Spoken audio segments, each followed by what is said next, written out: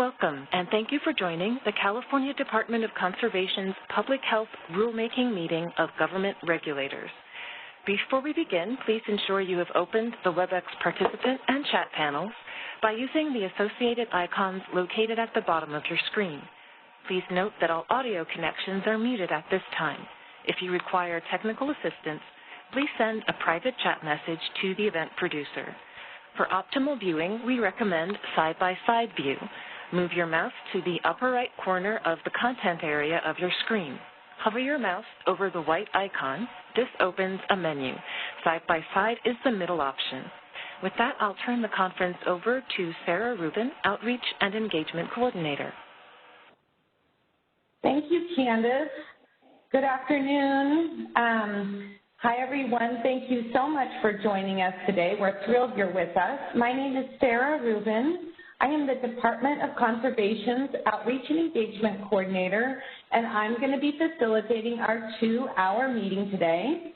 In just a moment, I'm going to go over our meeting objectives. I'm going to introduce all our panelists. I'm going to go over our agenda, and then we'll dive into our content.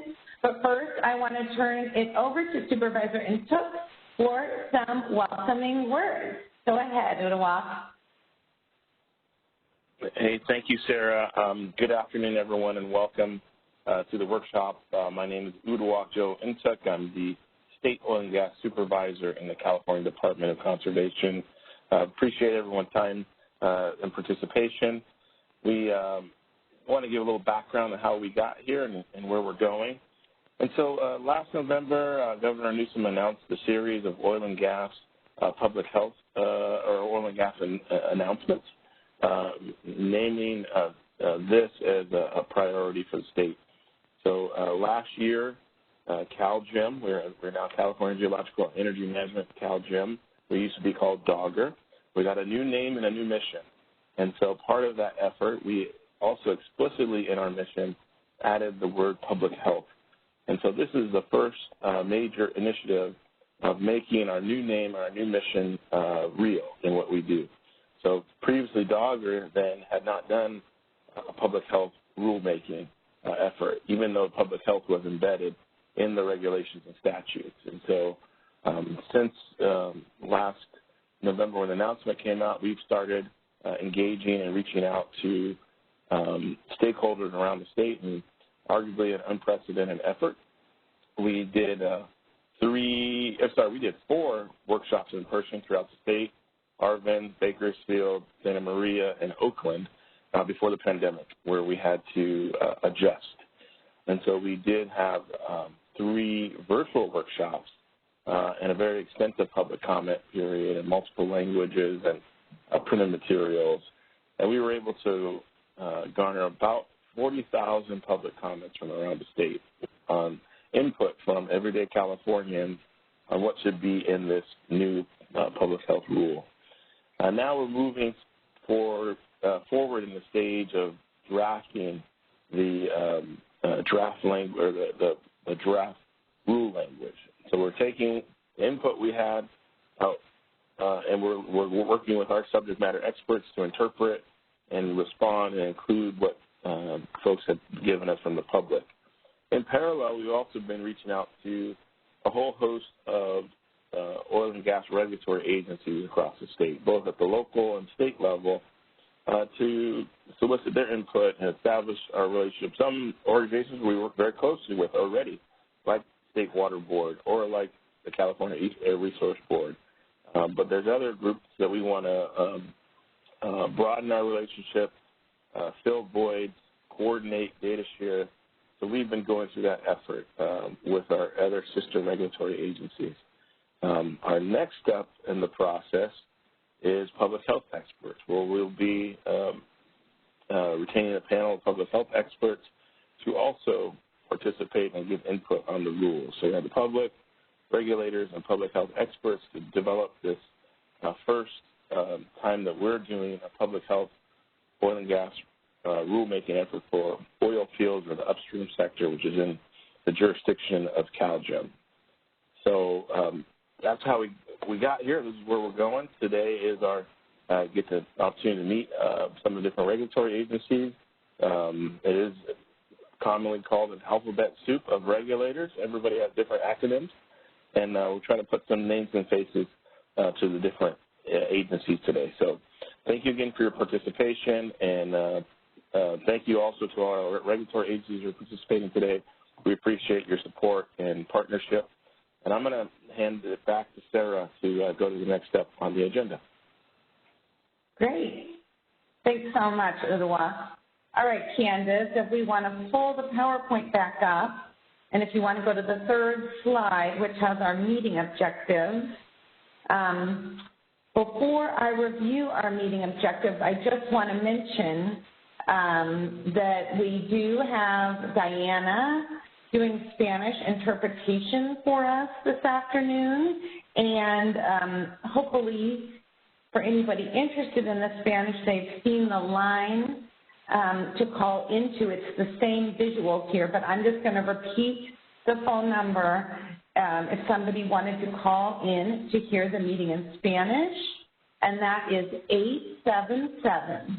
877-939-5739. And the participant passcode is 204-7169.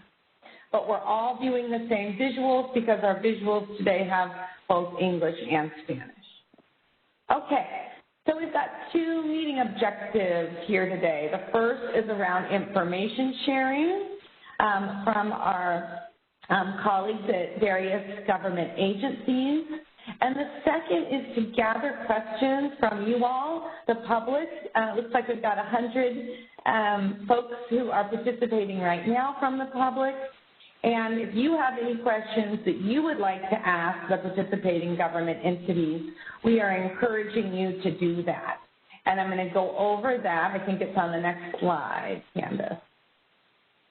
Oh, let me go over the agenda. Then I'll go over the way to do questions. So we're on our welcome. We're about to do our first round of information sharing, where we will do a kind of round robin style of hearing from all of our presenters. Then we'll do a second round where we hear specifically about what they do as far as oil and gas regulation. Then we will do a public comment, about 20 minutes, assuming I think we'll be able to run on time, and we will wrap up by 3:30. So there we go, and we've got the agenda you've seen here in Spanish. You want to pop through? Perfect. Thank you, Candace. And so here is how you would ask a question if you are interested. There's two ways to ask a question. One is to use the chat box through the WebEx that you're looking at now. And the second would be to send the question in via email, and that is at CalGEM regulations@conservation.ca.gov. We encourage you to send questions in now, but if something comes to you later this evening, or you want to do that tomorrow after you've reflected on what you've seen in this meeting, we are taking your questions until tomorrow, Friday, August 7th at 5 p.m. You don't have to, but it would help us if in the subject line you put August 6th meeting question, so we can find it that much easier. Okay, go ahead, next slide. Okay, so we are ready to dive into our first information sharing piece. You are about to meet all of our panelists. We've got Brendan Theory from the Office of the State Fire Marshal. We have Stephen Springhorn from the Department of Water Resources. Our own Supervisor Uduak Intuk is going to present for CalGEM. And then Katie Butler is with us from the LA County Department of Public Health. John Borkovich and Janice Zinke are with us from the State Water Resources Control Board. And then just in a little bit, we're also going to have Carolyn Lozo from the California Air Resources Board join us as well. So with that, we'll go to the next slide. There we go. Okay, so Brendan, you are up, and I'm going to go on mute. Thank you for being with us, Brendan. All right. Just let me know that you can all hear me before I begin. We can hear you well. Okay, good. So my name is Brendan Fury, and I am a supervising pipeline safety engineer from CAL FIRE's Office of the State Fire Marshal's Pipeline Safety Division.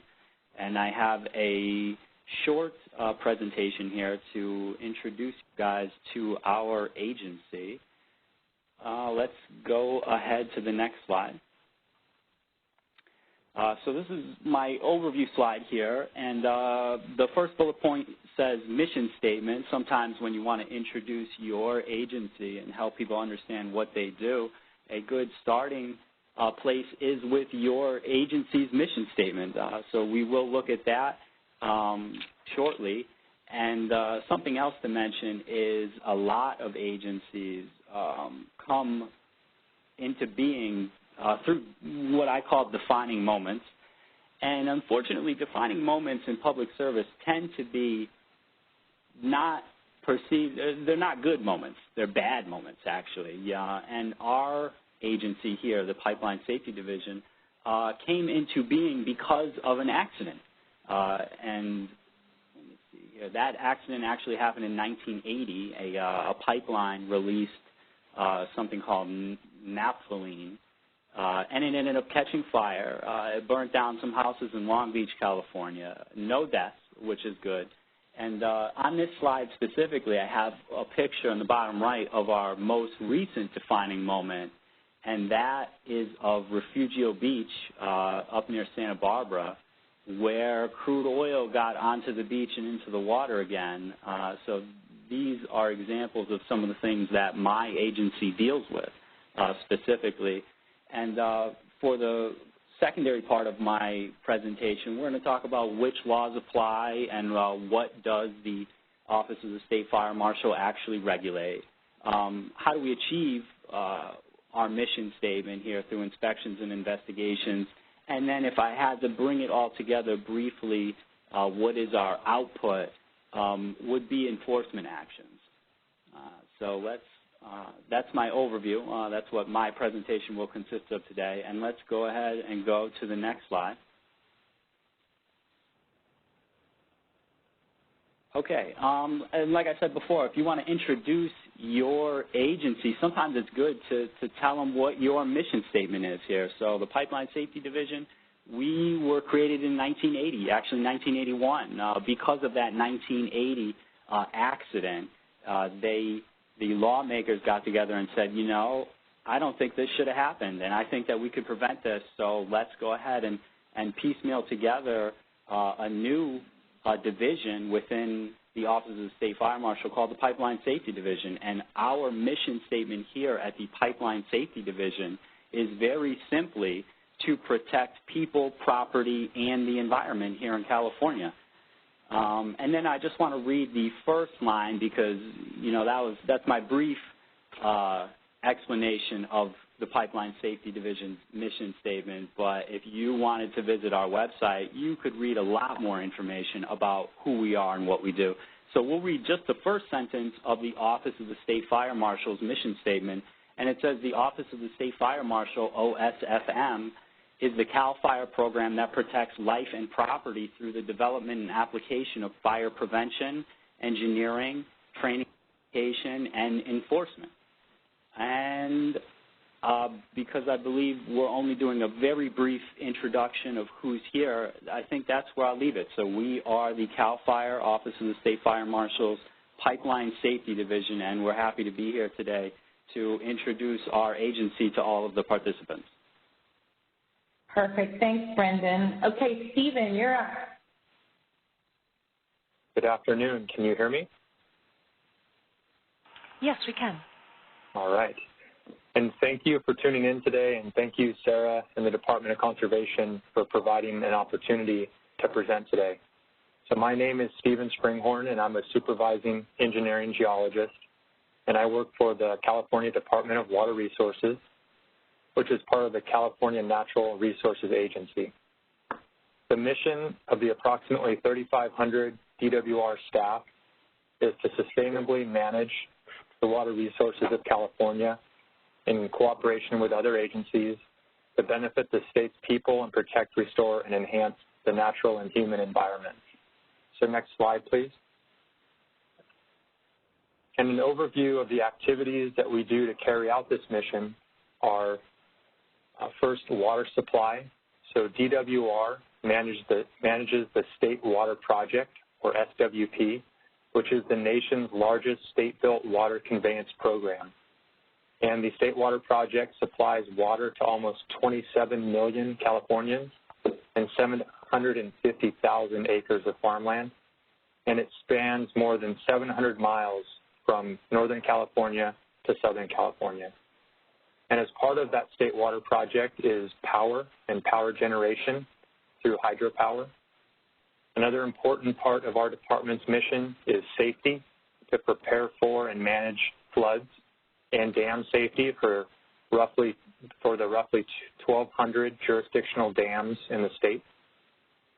And then ecosystems, to restore and protect the natural habitats and ecosystems across the state. And then sustainability, which is to research and plan for climate change. So next slide, please.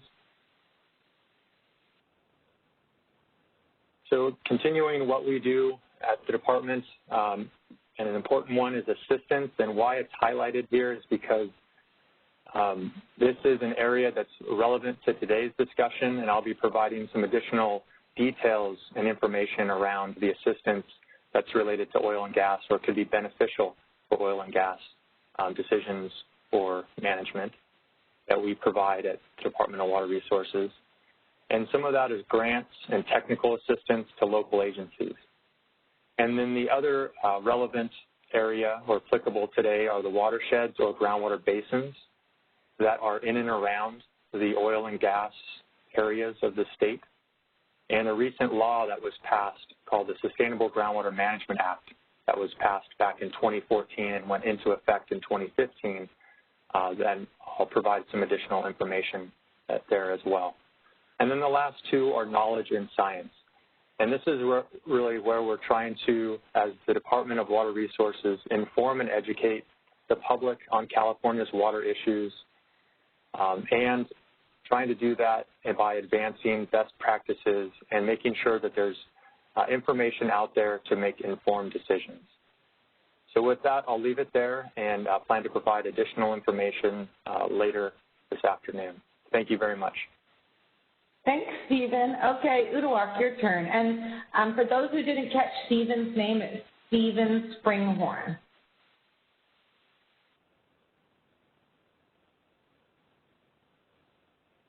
Are you on mute, Uduak? I'm unmuted now, yeah. Very good. This is good. Whenever we're ready, put the slides up.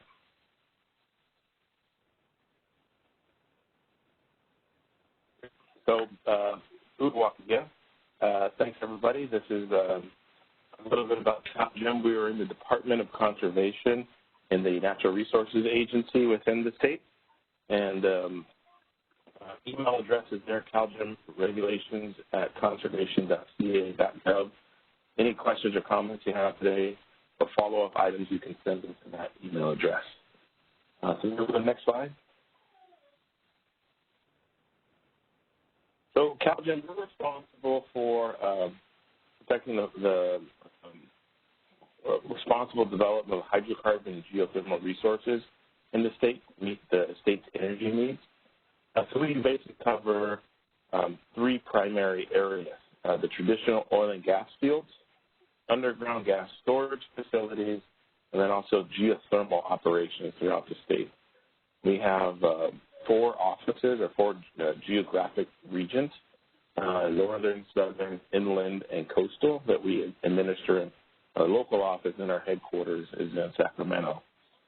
So we oversee and provide data. We oversee the drilling of wells, abandoning of wells. There's testing and witnessing that happens. We do have public health and safety, and then carbon management, which is in addition to our mission, is mitigating greenhouse gas emissions from the oil and gas sector. And historically, our former name, Dogger, did not have this in the mission or name or directive to do. And so with our new update, we now have the state's clean energy goals in our directive to do. So much of the time we talk about we went from being part of the problem to now being part of the solution going forward. Next slide. So some of our data that we cover, we have a number of online interfaces. Well Finder is a very popular tool, but we also have other open data portals and GIS shapefiles that are on our website.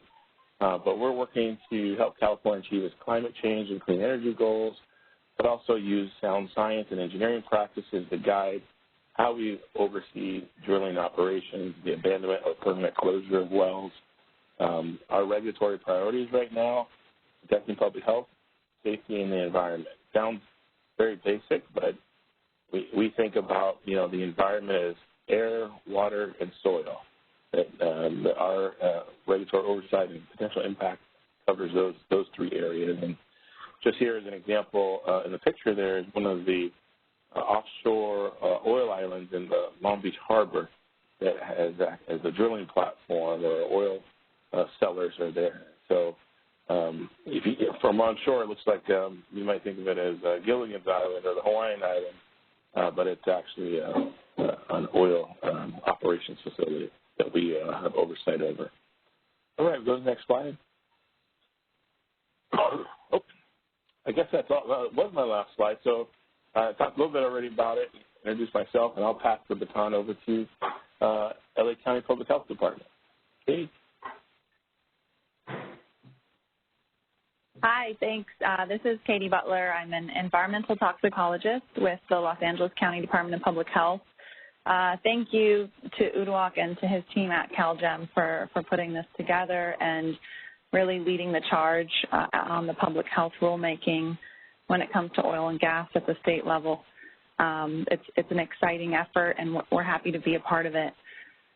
So I'll start off by sharing a bit on our mission, which is to advance the conditions of 11 million residents that live in Los Angeles County to build healthier communities. And we cover a large area, so 4,000 square miles. We are 88 incorporated cities, so we're the health officer for those cities, in addition to the unincorporated areas. And as you can see from this map here, we have a good portion of oil wells within our jurisdiction. And many of those are in urban areas, densely populated areas. It's not uncommon for us to find oil and gas operations, within very close proximity to residential buildings, commercial buildings. And so over the last handful of years, we've become very involved in environmental and health issues related to these oil and gas sites that we have in the county. Next slide. A little bit more about the department organization itself. So we have approximately a $1 billion budget. We're organized into 4 bureaus. We have an executive office with our director, Dr. Ferrer. And since she's come on board, we've really focused on addressing health equity issues. And so everything we do, we really try to look at from this lens of equity and how can we level the playing field so that we can really bring that mission of advancing healthy conditions to everyone in our county. And then also in the executive office is our health officer, Dr. Davis. And as I mentioned, he's a health officer for the entire county, including those unincorporated cities. And then we have three bureaus. And so I'll mention the bureau that I'm in, which is the Health Protection Bureau. And within the Health Protection Bureau, we have an environmental health division that, permits a lot of businesses, restaurants and pools and other businesses. And we're a little bit unique in the toxicology and environmental assessment branch because we look at environmental issues from sort of a more academic lens. We do some research, some environmental monitoring. We like to gather available information, evidence, data on these environmental issues, and then we use that existing data to inform policy as much as possible. And so an example of this is a few years ago, we did a public health review of all the health literature available on oil and gas in urban environments. And we published that paper, came out with some recommendations for improving the living conditions around oil gas. Next slide. All right. I'll turn it over to the Water Board. Perfect. Thank you so much, Katie. Go ahead, John. Thank you. My name is John Borgovich. I'm with the State Water Board, and I'd like to thank UDAWAC and the division for the invitation to speak today. So I'll just briefly go through kind of the background of the water boards, and our mission is in writing there, but in general, it's about preserving, enhancing, and restoring water resources and drinking water for the protection of the environment and to ensure proper water resource allocation and efficient use for present and future generations. And so that's a huge responsibility. The board itself consists of the state board, which has several divisions and offices within it, as well as there are 9 regional water quality control boards. And those regional boards are set up for each hydrologic region within the state, and there are 9 of them. They govern their own hydrologic areas and have their own board members. The state board has, to deal with that responsibility of the mission, Division of Drinking Water, financial assistance, water quality, which I'm a part of, the Division of Water Quality, as well as the Division of Water Rights. So that's a brief overview of our organization. As far as our role in oil and gas, I'll go into that in further detail in my following presentation, but it is a piece of the overarching responsibilities of the board to protect water quality. Perfect. Thank you. All right. So we want to go to the next slide, Candace? Great. Okay. So we're running just a little bit ahead. Do you want to keep going? And I think our colleague Carolyn Lozo from CARB is going to be joining us in about 5 minutes. So Candace, I think what we should do is just keep popping forward through the slides. And we'll, Brendan, if you don't mind, we'll go to you. And then after Brendan's done, I bet Carolyn will have joined and we can go back to her. I think, I bet Candace is pulling up the other part of our PowerPoint right now. So there we go. Here we are. So Carolyn has quite a few slides you're going to have to skip through, Candace. And then when we get to Brendan's, you'll notice it's like a bright blue background. And then we'll go back to Carolyn's. There we go. Okay. So Brendan, you are up again. All right. I am back. Now will you just go through a couple of my slides and let me see, did you, is this my entire presentation or are my first, okay, no, so you are going to catch up to right where I want it. Okay, let's go exactly. One. Let's go back to the first one again here. Right there. All right, so I'm back. Remember, my name is Brendan Fury, and I'm from CAL FIRE's Office of the State Fire Marshal's Pipeline Safety Division. And I introduced my agency just a little bit, and the big takeaway that I want you to remember about CAL FIRE is the Pipeline Safety Division, which I'm from, is actually a small part of CAL FIRE. But when you think of CAL FIRE, I want you to remember that our mission statement is really all about public safety. So we'll go ahead one slide.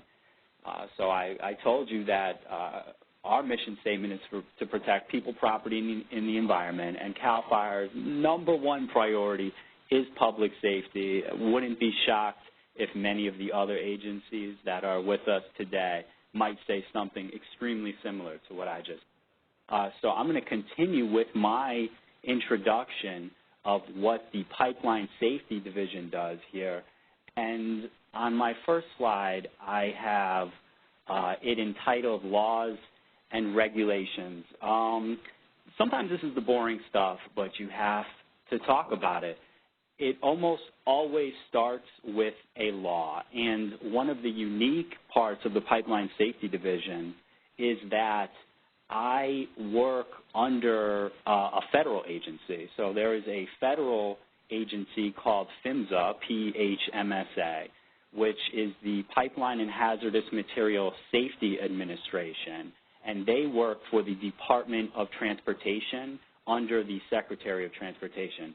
And my agency is actually an agent on behalf of PHMSA. So my authority is derived from a federal agency. I work hand in hand with this federal agency to execute their mission in just the state of California. So one easy thing to think about is federal agencies tend to have a national perspective, and the state agency that I now work for here, CAL FIRE, has a state perspective. And then to go hand in hand with that, everything starts from a law. Those really important people, you've seen them on TV before, they call them lawmakers. Those are like the United States senators and the United States congressmen. They write the laws that govern our entire nation. So the ones that pertain to the Pipeline Safety Division is 49 United States Code. That's the law, and that says a lot of really important stuff, but it's usually very brief. And then another part that addresses what is written in the law, and that's called 49 CFR, or Code of Federal Regulations, and more specifically Part 195. Now, to go hand in hand with that, here at the Pipeline Safety Division, we also have state laws and state regulations, and those usually expand upon what the federal law already sets as what we call the minimum standard, and then the state of California says, you know, I know a lot of important stuff about what California really should be focused on, so I'm going to add on top of that. And that's where I'm going to leave that one. So that's some of the more boring stuff, but it's very important for your day-to-day activities to know what the law says, to know who writes these laws and what their intent of the law is, and to make sure that you specifically address their concerns. Now, down below that, I told you that public safety is CAL FIRE's #1 priority, and how do I go about achieving that, or more specifically, what do I actually regulate? Well, I regulate hazardous liquids that are engaged in transportation. So let's start with the first two words here, hazardous liquids. What are those? Those are things like crude oil. That's the stuff that comes out of the ground, almost everything. It starts off deep in the ground, and we've tried to extract it out of the ground because it serves a certain utility. So different types of hazardous liquids are crude oil, and then there's another category called refined products, and these are things that you've heard of before, like gasoline, diesel, and jet fuel. Jet fuel is a diesel derivative. And then I also regulate something called HVLs. These are highly volatile liquids. These are a little bit confusing, but I bet you have heard of at least one of these. It's called propane. And propane at 1 atmospheric pressure is actually in a vapor cloud. It'll create a vapor cloud, or it's in a gaseous state. But at a little bit more than pressure, it will turn into a liquid, which is why I regulate things like propane, butane, ethane, and there's a lot more that we could discuss, but so those are the hazardous liquids that I regulate, that I keep the public safe from. Remember, they do serve a utility, so a lot of people throughout the state of California want and use these products, and more specifically, I regulate the portion of these products when they're what we're going to call engaged in transportation. And that means that there are a lot of people who want these things, and they derive a certain utility out of that, in which case they say, well, you need to get it to me. And one of the most effective ways that we transport these is through pipelines. So I regulate hazardous liquids that are engaged in transportation, and a lot of the time for our agency here, that comes down to hazardous liquid pipelines and breakout tanks. So how do you move hazardous liquids? And if you had to store them, where do you put them? Well, you put them in breakout tanks. So that's what I primarily regulate. There is quite a bit more to it, but I don't think we could talk about all of it today. Now, if you said, well, how does CAL FIRE achieve public safety? Now I kind of know what you regulate. You said hazardous liquids, and you said they need to be engaged in transportation, and they're moving all of these different types of hazardous liquids through pipelines to all of the places. Imagine airports. They would say, I want a lot of jet fuel, so I need large jet fuel trunk lines that feed the airport because I need to take that fluid and put it inside the airplanes, and I need to store it in breakout tanks. Well, how do I achieve the certain degree of public safety? Well, CAL FIRE's Pipeline Safety Division primarily achieves that public safety by doing inspections and investigations on the operators and the owners and operators who deal with these types of hazardous liquids. And I bet you've heard of these people before. Their names may sound like Chevron, Shell Pipeline, Kinder Morgan. Who else is a big player? Plains Pipeline, Marathon. I'm sure you guys have heard of them before. And then what do I really do? I do primarily inspections. So let's imagine that there are a lot of different types of inspections that my division could do and is actually prescribed to do by law, by federal law, on these pipeline operators. And some of those inspections are operations, maintenance, and emergency procedures inspections. We do integrity management, a big term that some people have heard of. Maybe our inspections are risk-based and data-driven. Some simple inspections that we require is hydrostatic testing and inline inspection. So I actually have a picture here on the right. The middle picture is of something called a smart pig. So the whole engineering side of the Pipeline Safety Division comes into play. Here, where we use magnetic flux leakage and ultrasonic, they're very high-tech tools. They actually get inserted into the pipeline and they find defects. A much more simpler test that we do an awful lot of is hydrostatic testing. So one way to determine the instantaneous integrity of a pipeline system is to fill it with water and pressure it up to beyond the operating pressure. So if you operated, and I'll just make up a number, if you operated at 100 PSI, well, maybe I want you to fill that pipeline up with water and pressure it up to 125 PSI. That is higher than the higher pressure than that pipeline will ever experience during normal operations. And remember, during normal operations, it's not filled with water. It's filled with things that are very hazardous to the environment. So that's sort of a really baseline introduction to inspections. And the other thing that the Pipeline Safety Division does is investigation. So accident investigations are very important to the Pipeline Safety Division. If there is a release, an incident or an accident or an event that happens on a jurisdictional and regulated pipeline, so remember, I don't regulate everything, but I do regulate hazardous liquids engaged in transportation. And if one of the assets that I regulate is involved in a release or an accident or an incident, I want to know about it. And in fact, we have 24-hour coverage here at the Pipeline Safety Division where we get Cal OES, the Office of Emergency Services, will notify us of any report related to a hazardous liquid release, in which case, if it's on one of our jurisdictional and regulated assets, we will be there in person.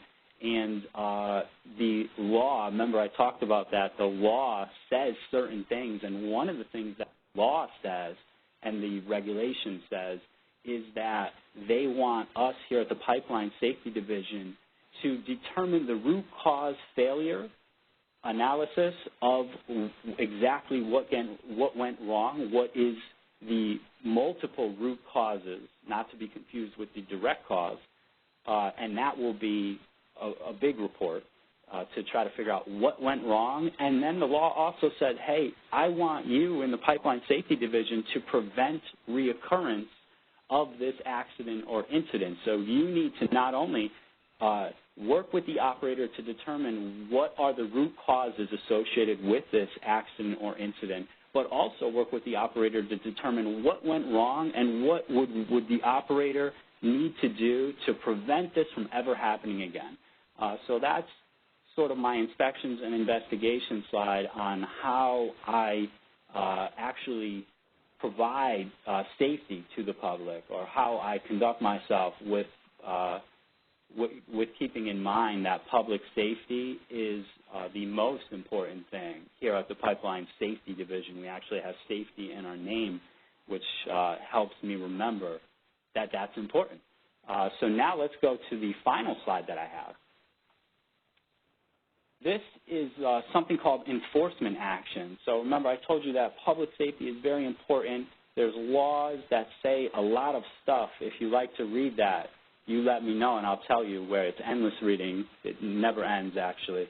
And then I regulate hazardous liquid that's engaged in transportation. Think pipelines that are moving large quantities or volumes of these hazardous liquids that are important and provide a utility to society. And then how do I provide safety? Well, I do it through inspections and investigations. Like I said, if there is an accident in California on one of our jurisdictional and regulated assets, that's something very important to us, and we want to know about it. And then what would be a logical conclusion if we did an inspection or an investigation and we determined, you know what, we don't think that the operator involved in this, we don't think you did a very good job. We actually might say something like, I think you are not in compliance with what the law and the regulation says. So that's something that the operators, they do not want to be out of compliance ever. That's very unattractive to them. But unfortunately, accidents do happen, and sometimes accidents don't happen, but a near miss happens, or an inspection reveals that you may not have had an accident yet, but what you're doing could likely lead you towards or possibly contribute to an accident later on down the road, in which case our division will author an enforcement action. And we have different types of enforcement actions. The highest level one is called a corrective action order. That's the one nobody wants to get, because we actually have the power to direct the operator or owner of a pipeline or a system or a facility to completely shut down their line in the name of public safety, and then we can direct them as to what they will do in order to bring that pipeline system back online. And then from there, we have a notice of violation, so they don't like to get these either here. If notice of violation would be us saying, you know, we think, in our opinion, you are not in compliance with what the law says you really need to be doing. And there are a lot of nuances, and there's a lot to know about this. We also have notice of amendment, a warning letter, and a letter of concern. A warning letter, letter of concern are much lower, less severe enforcement. Here at the Pipeline Safety Division, we try to make sure that we apply the appropriate enforcement action for each individual situation. And I think that that is going to chew up most of my time. I don't even remember if they told me how much time I have. But with that, we did. I said I'll take any questions or comments here, I guess. I don't know. Or I'll let the folks continue. Okay. Thanks so much, Brendan. We're going to keep moving through these presentations so everyone can have all the information. And Candace, and that was so great. Thank you so much. Candace, can we flip back to the beginning of the Air Resources Board presentation? And we are going to go to Carolyn. There we go. So, Carolyn, welcome. We're so glad to have you, and you are up. Thank you, Sarah. I really appreciate that, and good afternoon, everyone. I'm Carolyn Lozo, Chief of the Oil and Gas and Greenhouse Gas Mitigation Branch at CARB, and I'm going to be walking through several of the regulations and programs that CARB implements related to oil and gas facilities, including a regulation to reduce methane emissions from oil and gas equipment, and also a few of the studies that we've recently been undertaking as part of a very broad effort to better understand the potential impacts of these operations. So we can go to the next slide. So first of all, what is CARB's mission? Well, CARB's mission is really twofold. First, to protect the public from air pollution's harmful impacts, and second, to develop programs related to climate change. So most of our oil and gas programs are really designed to seek benefits in both air quality and in greenhouse gas emission reductions. And we can go on to the next slide. So first I'd like to talk about CARB's oil and gas methane regulation, or it's more formally called GHG emission standards for crude oil and natural gas facilities. So our board adopted this regulation in March 2017, and then it became effective the first of the year in 2018. So the focus of this regulation is really on fugitive and vented emissions of methane from both new and existing facilities. And what this regulation does is it really builds on what air districts, local air districts have been doing statewide for decades, and that is regulating facilities for VOCs, or volatile organic compounds. But traditionally, methane has been exempt from local air district rules, so this is really adding another layer to what districts are already doing. And our regulation covers leaking and venting equipment, things that have not, again, traditionally been included in local air district regulations. And go ahead to the next slide. Okay, so this regulation places requirements on oil and gas operators, and one of the things that it includes is quarterly surveys of leaks called LDAR, or Leak Detection and Repair. That's what the program is called. And these surveys must be performed on components that are not already covered by local air district rules. And when leaks are found, they must be repaired. So all of that information has to be reported under this regulation to us, to CARB, every year. So we currently have the first full year, 2018, of information under the LDAR program, and we're just finishing our analysis of all of that data, and we're planning to post that on our website, a summary report of that information on our website before the end of the summer.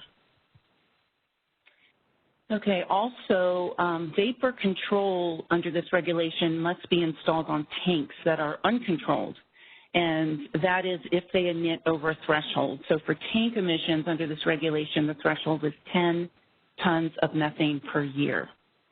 So then control would be required for those. So the regulation also requires compressors that have high-emitting rod packings or wet seals to be replaced. And then also pneumatic devices and pumps are required to be no bleed. We have some additional regulations for underground natural gas storage facilities. So in addition to LDAR that I already talked about, these facilities also need to do daily wellhead monitoring and ambient air monitoring. So all of that is required for these facilities.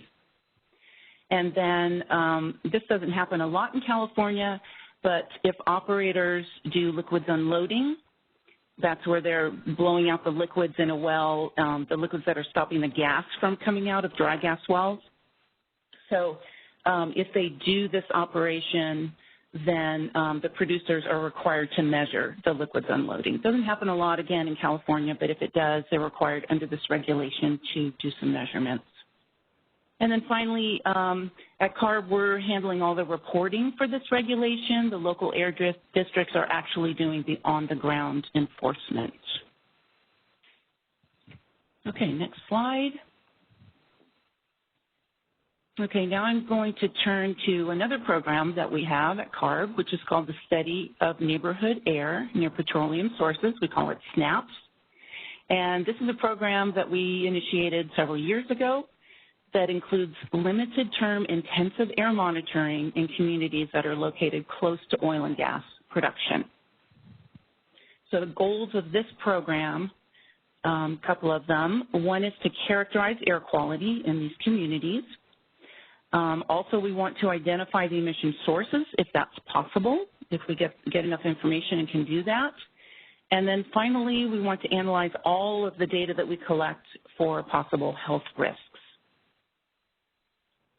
So what we did first is we went through an extensive community prioritization process and looked at all of these communities, and we wanted to understand which communities we should be focusing on first in this program.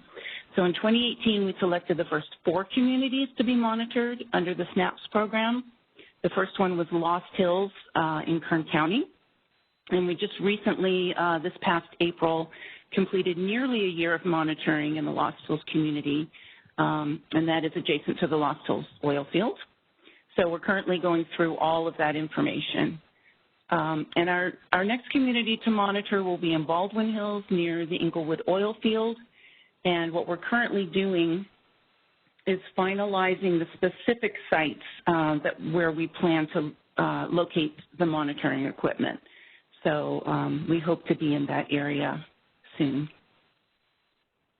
Okay, and then the final slide. Okay, I'd also like to mention just a few of the studies that we're currently doing at CARB. So the first one, the final report, was actually posted recently on our website. You can find it there. And that involves taking water and air samples from oil and gas produced water ponds throughout the state. So there are thousands of these ponds that exist all over the state. A majority of them are in the San Joaquin Valley. And we're particularly interested in them as a source of benzene emissions. So that study is actually wrapped up, and you can find that study report on our website. So the second effort is related to our work with CalGEM under Senate Bill 4, where we provide agency comments on well stimulation permit applications or fracking applications.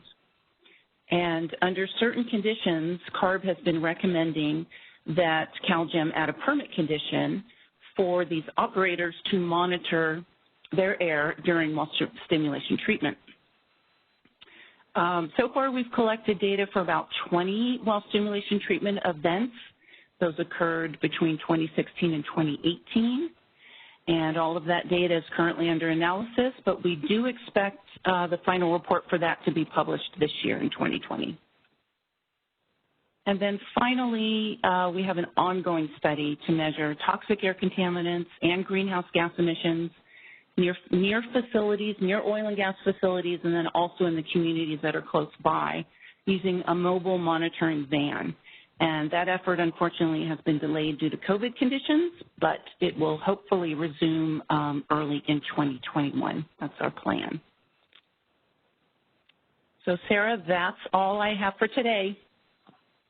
Perfect. Thank you so much, Carolyn. Okay, so Stephen, you are going to be up next, and it's perfect. Candace, you already knew what to do. So, Stephen, take us away. That was great, Carolyn. Thanks again.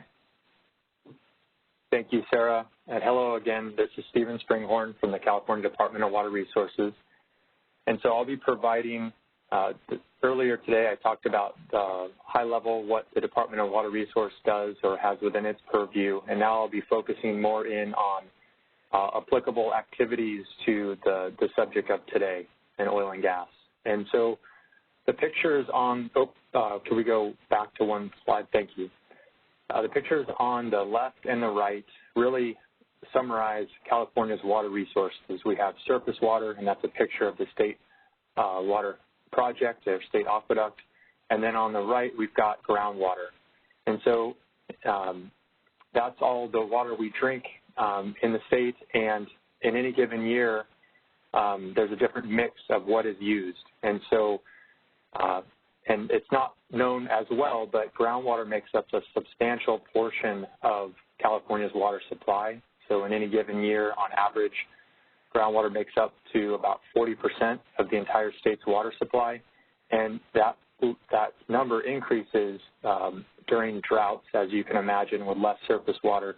People turn to groundwater to make up that difference, and it increases to about 60% in drought years, where groundwater makes up that for the state. Another thing that's shown, or I'd like to just for context explain, is the fact that surface water in California has been regulated comprehensively for about 100 years. And I mentioned earlier today that there's a new law, the Sustainable Groundwater Management Act, or you'll hear me refer to it as SGMA. That was passed late in 2014 and went into effect in 2015. And so we're in year 6 of comprehensive groundwater management in the state, just to give some perspective. And so there's a lot of work that's been done in these 6 years, but there's a lot additional work that's going to be going on into the future, and generating information and data that's applicable for the topic of today. So next slide, please. So if I could boil SGMA down to 2 fundamental principles, they're on the screen here. The first on the left is one of the sort of fundamental principles of SGMA is local control, and that is because the various 500-plus groundwater basins in the state are highly variable, and there's a lot of different characteristics of those groundwater basins, and there's different dynamics with who lives in those groundwater basins.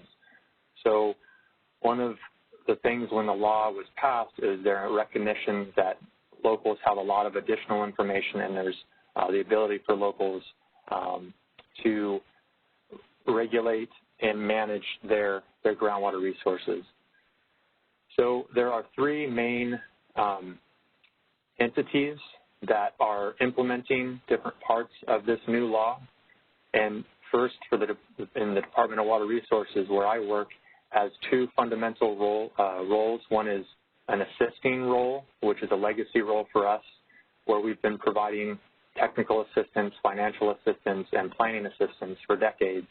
But there's a new role that we have in the department, and that's a regulatory role to review groundwater sustainability plans that come in from these local agencies, their plan of how they're going to take their basins where they are now and move to a sustainable condition of groundwater pumping and use. Another important entity that is involved here is our sister agency and colleagues at the State Water Resources Control Board. They also provide assistance for SGMA, as well as oversight and enforcement, where the way this law is set up is that if the locals are not successful or do not want to take on that local control and they do not comply with the regulations or the law, then the state board has an ability to temporarily step in and enforce that action to happen and then get the local agencies back on track into managing their basins sustainably. And then finally, the third major entity is groundwater sustainability agencies, or GSAs. There have been over 250 of these GSAs that have been formed in the state since the law was passed. And these entities are in the driver's seat for understanding their groundwater basins, developing a plan to manage it sustainably, and doing that over a 20-year implementation horizon.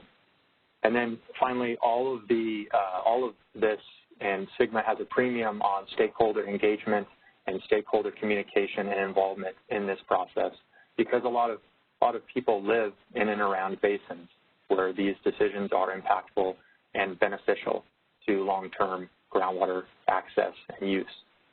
So then the second major principle is sustainability. And before SGMA passed, there were some basins in the state that were managing their basins sustainably, but many did not have comprehensive plans for sustainable management of groundwater resources. And how sustainability is defined in this new law is these 6 what are called undesirable results.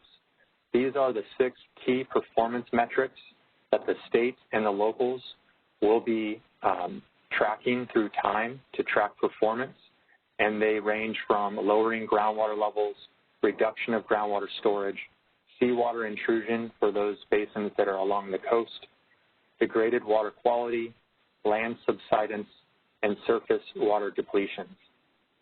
So again, these are the 6 major areas that our information will be generated by the locals in the state, and these will be the metrics that are tracked over time. Next slide, please. So where does SGMA apply? So the map on the left shows the 515 groundwater basins that have been identified to date, and this work has been going on for decades of understanding where these groundwater basins reside in the state. You can see they stretch from the north all the way to the south, and hundreds of basins with high variability of what they're made of and who lives in and around these basins. So the cartoon on the right just shows a depiction of what a groundwater basin looks like. Because some of these basins are very big, so the Central Valley or the San Joaquin Valley, they're broken into sub-basins, and those are formed by hydrologic barriers like rivers or creeks, or political boundaries like counties, water agencies, or other jurisdictional boundaries. And so those are the regulatory unit of SGMA and is the sub-basin or basin. And so you can see there's many of those in the state, and really the goal of SGMA is to sustainably manage those basins, the geographic distribution of them, and also vertically from land surface down to the bottom of the basin. And where oil and gas comes in here is that in many cases, oil and gas fields are within the footprint of these basins, and vertically they are sometimes below or near these groundwater basins as well. So there is a dynamic there. So next slide, please. So like we've heard from some of our other speakers today, in their programs in SGMA, there is a prioritization, and based on that prioritization, there's different actions and timelines that apply in this law. And so what you see here on the screen on the left, you see the 515 groundwater basins. In the middle, the orange and yellow are what are deemed high and medium priority basins. This is an effort that takes in characteristics of each one of these basins, the people, the pumping, and other dynamics, and came up with a prioritization system that identified these 94 as the high and medium priority basins. And these 94 are required to form those groundwater sustainability agencies I mentioned earlier, and required to develop the groundwater sustainability plans. So these orange and yellow areas will already have and will continue to be a source for a tremendous amount of groundwater-related data. We at the Department of Water Resources and our colleagues at the board are also providing data sets in and around these basins as well. So there's a lot of new information coming from SGMA that could be useful for other programs' use. And then finally on the right, the basins, there's 21 what are called critically overdrafted basins. Those were defined back in 2016, and those are the basins that are required to submit their groundwater sustainability plans first, and they were required to submit those by January 31st, 2020. And then all other basins that are orange and yellow on that map are required to submit their groundwater sustainability plans by January 31st, 2022. So by that time, there will be all this comprehensive groundwater information. There'll be a plan established, an adopted and submitted plan established to sustainably manage those basins, and then the state will be reviewing those plans, tracking performance throughout the 20-year SGMA implementation horizon, and then sustainability will continue on after that. So if you're interested in more information about the department's role in the Sustainable Groundwater Management Act or anything like that, if you go to our DWR or Department of Water Resources homepage and search Sustainable Groundwater, you'll get to our webpage where there's an email listserv you can sign up for. You'll get monthly newsletters and other important information as we implement this law into the future. So thank you. Thank you so much, Stephen. That was fantastic. And your slides are so pretty. So, okay, Candace, I think we are actually, Katie, let me give you a heads up. Due to some scheduling challenges, we're going to skip over the CalGEM presentation for the moment. And if you don't mind flipping through that, Candace, and stopping at the LA County Department of Public Health, we are going to go to Katie. Okay, thank you. You look great, Katie. All right, I'll pick up where we left off, where we were talking about the local health department role, and specifically for Los Angeles County.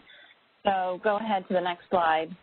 And I'll just explain briefly, many of you may be aware that the fossil fuel industry has played a huge role in Los Angeles' early development when oil was, especially easy to access in the late 1800s. And so as a result, we have 68 oil fields in our jurisdiction, 3,885 active wells, and then 1,736 inactive wells. So more than 50% are within 1,500 feet of a residential area. Some of these areas are very densely populated, and they have varying conditions. And what I mean by that is, depending on the oil site, it may or may not have been subjected to environmental reviews, and depending on the operator, there may be certain mitigation measures in place or not. And so we really see a wide variety of sites, what they look like, the protective measures that they have in place or don't, and then, what the landscape looks like around them. Some of them are next to homes and schools, and then we do have some areas that are more isolated from the public. But the majority, like it says here, more than 50% are close to residential areas. So that kind of gives you a picture of our landscape in Los Angeles County. And the varying conditions at the facilities, I kind of see that as the reason why our health department has gotten engaged in, responding to complaints from gas sites. That's really how our office got involved. In 2013, we were asked by one of our partner regulatory agencies to investigate health complaints at an oil extraction site in South LA. And so that was sort of a turning point for us when we investigated this site, because the public, and people living around it were complaining of headaches, nausea, other symptoms related to irritation to the eyes, nose, throat. And our office, as toxicologists and environmental scientists and health professionals, we really wanted to understand why people were experiencing these things when the facility was generally compliant with the existing regulations at that time. And so, what we found through our investigation is that some of these lower level emissions, they did seem to be linked with some of those short-term health effects that were reported to our office. And so that really caused us to pause and look at, the local oil code and the existing regulations for our own jurisdiction in Los Angeles County. They really haven't been evaluated for quite some time, I think the 1950s. And so, we, just from that single investigation as the one example, we saw that there was room for enhancing those protections for the public that live close to oil gas in Los Angeles County. And then since that initial investigation for that one site in 2013, we have experienced other situations, and we've been responding to other sites in our county where we've been seeing similar circumstances arise where people are experiencing health effects in close proximity to oil and gas. Next slide, please. And so our authority when it comes to regulations for the local health department, we have sort of this overarching, health officer authority, and this really allows us to enforce any orders or ordinances that, statutes in our local code.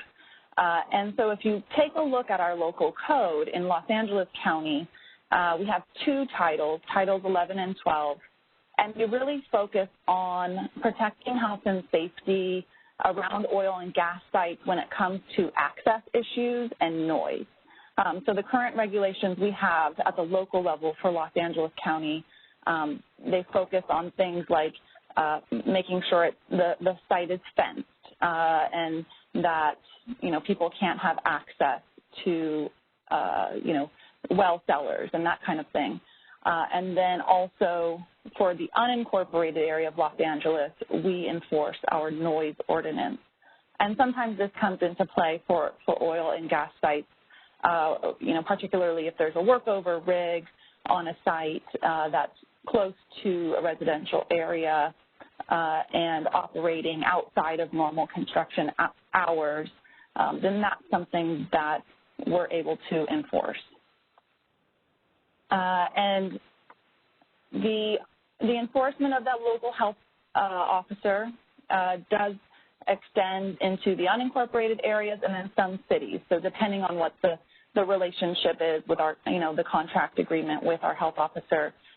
So for example, Pasadena and Long Beach, they have their own health officer authority. They have their own health department.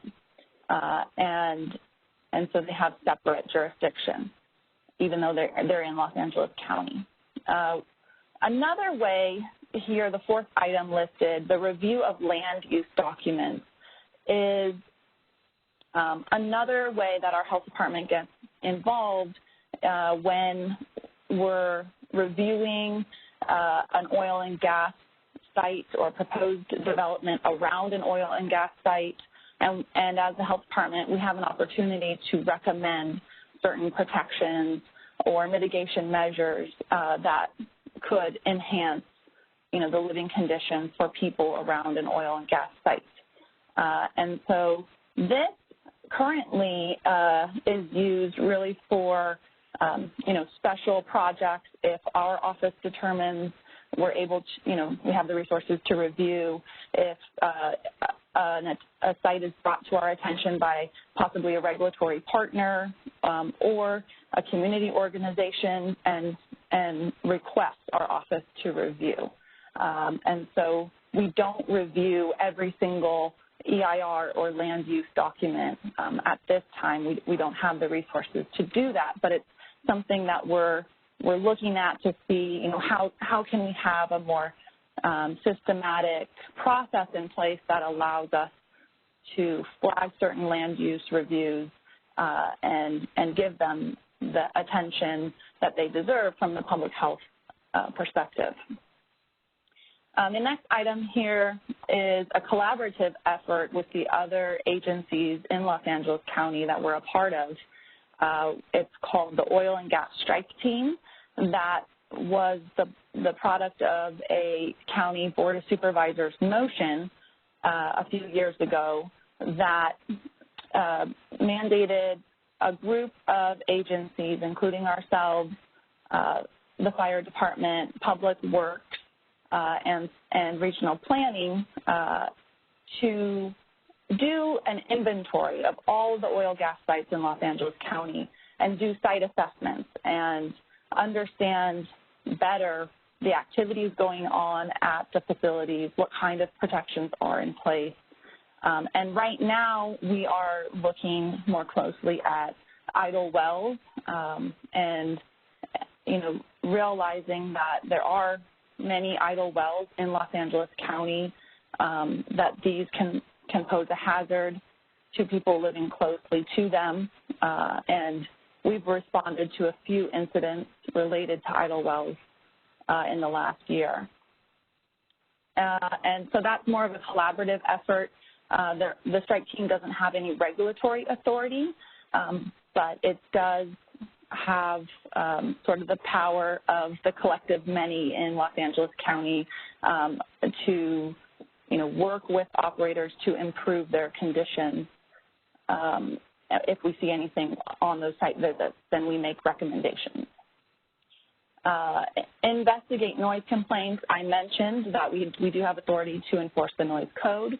And then the last thing here is responding as necessary to spills and accidents. And, sort of the single defining moment for our health department on this was responding to the 2015 well blowout in Aliso Canyon and, directing the gas company to relocate thousands of households and clean thousands of homes. And, that really made us realize that the local health officer probably does not have sufficient statutory authority when it comes to oil and gas incidents of that scale. And so we did learn a lot from that, and we have since learned that the one statute on the books does give the local health officer authority in the event of a leak from an active gas pipeline. The local health officer can direct the operator to test anything that it determines necessary, disclose all the results of those tests, and make a determination whether the leak poses a serious threat, and allows the local health officer to have the operator take any action necessary and incur all costs. And that's when it's related to an active gas pipeline leak. So that pretty much sums up the different authority lanes and roles for our local health department in Los Angeles County. Thank you, Katie. That was fantastic. Appreciate it.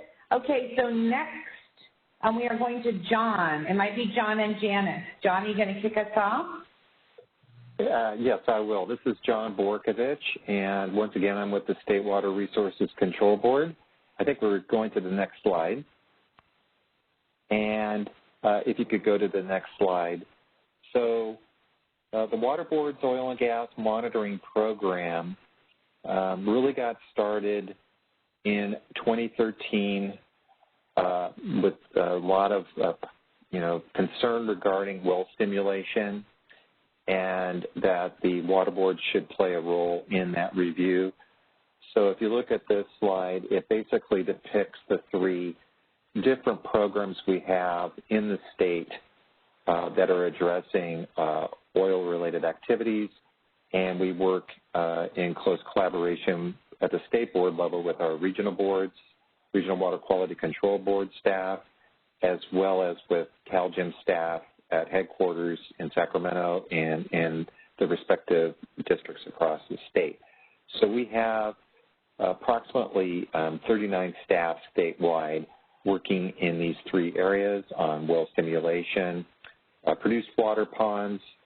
The staff there are only in the Central Valley Regional Board, and an underground injection control where we have 19 positions across the state. Next slide, please. So in particular with well stimulation, as I mentioned, in 2013, Senate Bill 4 was passed, and in 2014 we got positions to work on aspects related to that legislation, one of which was to establish a model criteria for basically the groundwater monitoring requirements for oil field operators to perform prior to doing any well stimulation in their area. Up to this point, over the course of the last several years, the bulk of the well stimulations in the state have occurred in the San Joaquin Valley and predominantly in the Kern County areas. So the responsibility of the State Water Board and the Regional Water Board staff are to review groundwater monitoring plans that are prepared by the oil field operators in those areas that are being proposed for well stimulation. Secondly, there are provisions within the law that give operators the opportunity to present technical findings to demonstrate that they're in an area where there is no what's called protected water and or there is no water at all. So basically, they'll operators provide a technical report detailing areas that they have water in excess of 10,000 milligrams per liter or parts per million total dissolved solid, so very salty water. Thirdly, and more broadly, the U.S. Geological Survey is collaborating with the State Water Board on our regional groundwater monitoring program. And we've been working closely with the U.S. Geological Survey on those areas, more broadly looking at potential areas where there are water resources nearby that could potentially be affected by oil field activities. Those technical publications are posted on our State Board website as well as the USGS's California Oil and Gas Groundwater website, otherwise known as COGG, C-O-G-G. You'll find a wealth of information in both of those locations. And also, as I mentioned, we coordinate our activities with our sister agency, CalGEM. Next slide, please. So this slide's a little bit complicated, but on its merit, this is an aspect of underground injection control. So there's a process in place that CalGEM has primacy from the U.S. Environmental Protection Agency to propose areas where it would be safe to inject oil field-related fluids into the subsurface, and that's called an aquifer exemption process. It's part of the Safe Drinking Water Act. So part of these proposals have strict federal as well as now state guidance on where these areas are appropriate to inject those fluids. And so we are co-reviewers with CalGEM on the preparation of those proposals that are received from the oil field operators. And then it's a multi-month, sometimes even multi-year process of review, public meetings, et cetera. And ultimately, after we go through that vetting process, a proposal, if it's deemed appropriate, is submitted to the U.S. EPA, and in our case, the regional office in San Francisco, for review and consideration for exemption. Next slide, please. The second aspect of our review on underground injection control projects with CalGEM is associated with projects. So these are projects within oil fields where there is either what's called enhanced oil recovery or disposal. And so those activities are to occur in areas where it will not negatively affect groundwater resources in the state.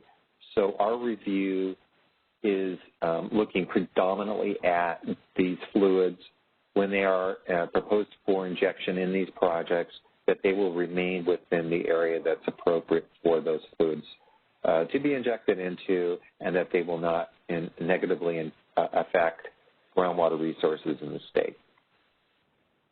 One aspect of this is the project-by-project review, and that is being undertaken by CalGEM, and we're reviewing those project-by-project reviews where historical projects that have been approved in the past are being comprehensively reviewed. Next slide, please. So another important aspect of the work that the water boards do is in our Central Valley region. The Central Valley Regional Water Quality Control Board has staff dedicated to regulating discharges of these fluids to land, otherwise known as produced water ponds or ponds. And so there's been a lot of activities associated with these ponds, and in often cases there are orders in place, the general orders that were adopted a couple of years ago by the regional board to get these ponds that weren't in compliance with the water code to be put into compliance, and if they could not be put into compliance, they needed to be shut in. So the water boards, the regional boards are working very diligently in scrutinizing those areas where they need to be shut in, and they're making progress in that respect. There are enforcement actions that the regional boards are taking, and also investigative orders are being issued for those areas. Next slide, please. In particular, in the Kern County, southern San Joaquin Valley, there is water reuse, and over the course of the last couple of years, there's been a panel that's been convened to review the use of produced water that's been run through some sort of blending or treatment to be reused on crops for irrigation purposes. So the practice has been in place for, in some cases, decades. However, over the course of the concern that the use of irrigation water from produced water, from oil field produced water, may be a potential health hazard, they convene a panel of experts. I believe there are 8 or 9 of them, and they're in the process of finalizing their review and preparing a report with recommendations for the Central Valley board members to consider and potentially adopt. So that concludes my presentation, and thank you once again for the opportunity to share what the water boards are doing with respect to oil and gas activities in California. That was so great. Thank you so much, John. Okay, so we have one last presentation. Candace, you're going to have to flip up quite a bit because we're going to go back to the CalGEM. It's got some orange in the title page.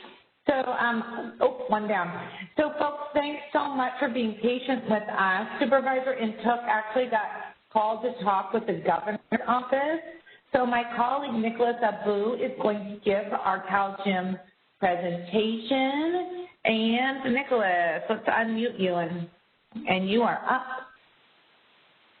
Oh, thank you very much, Sarah. Can you hear me all?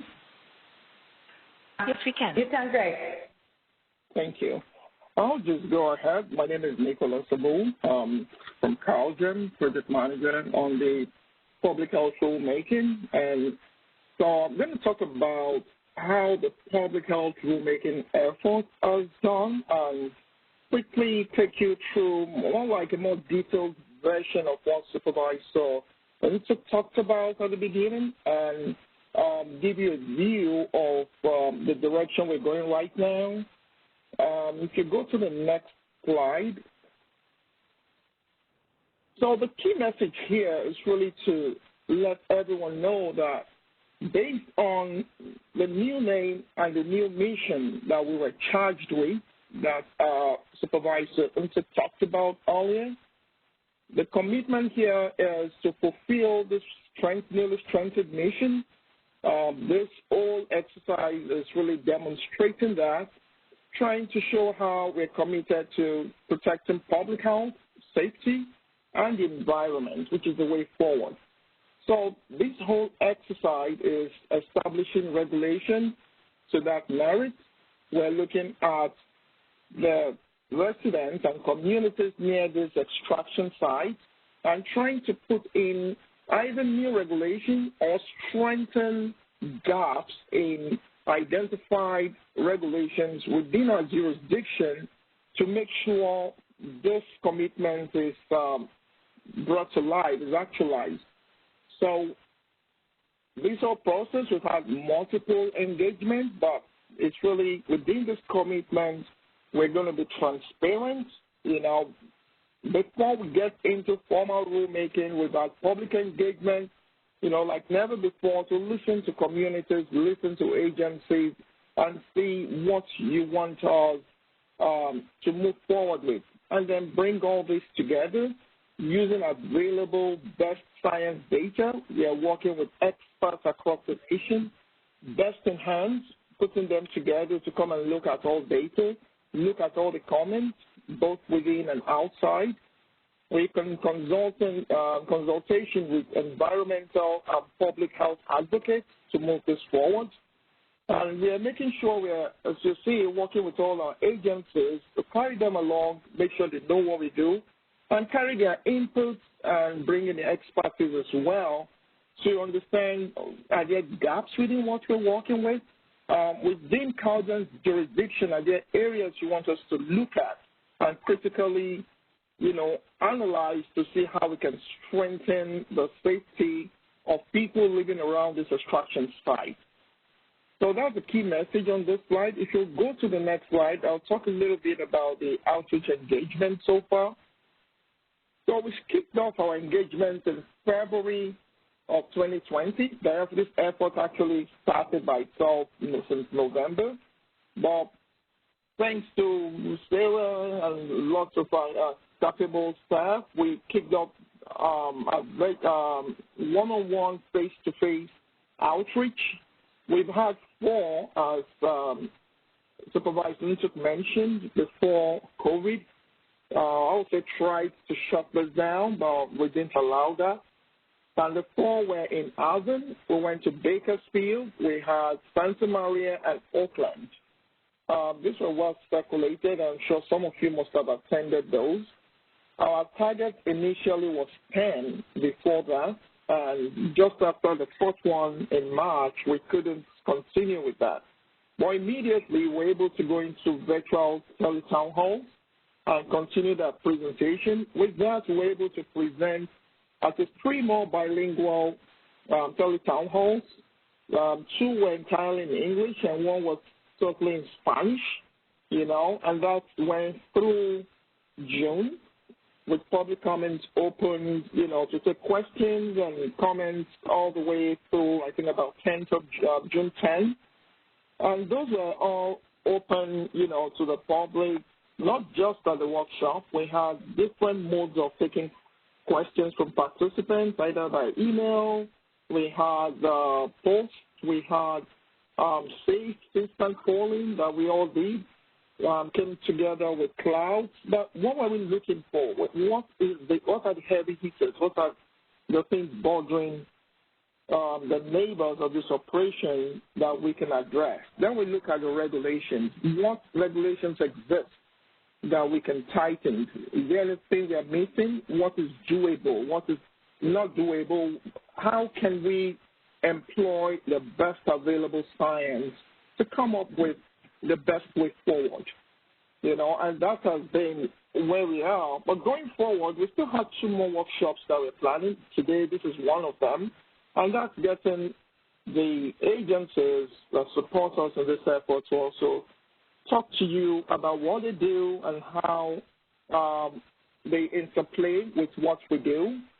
So also hoping everyone will also understand our jurisdiction and trying as much as possible to see where we can take advantage of overlaps to be able to create these new regulations.